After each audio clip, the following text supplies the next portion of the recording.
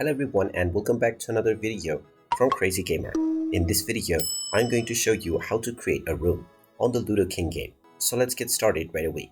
First of all, open up the Ludo King game on your device, and if you haven't logged into your account already, proceed forward with your Google or your Facebook account. Once you are logged in and taken into the homepage, you will see various different game modes that you can enjoy.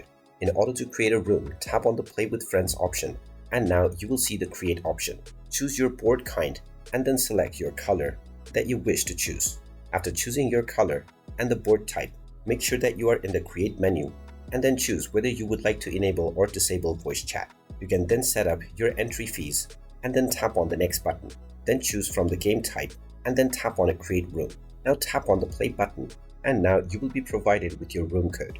You can share this room code with your friends and they will be able to join your room right away. You can also tap on the plus icon to invite from your friends list. Once you have invited enough individuals, you can proceed with starting your game and enjoying within the online multiplayer. And there you have it. That is how you can create your room in order to play multiplayer on the Ludo King game. If you find this video helpful, make sure you hit that like button and subscribe to our channel if you haven't done so already. Also ring that notification bell to never miss another update from us.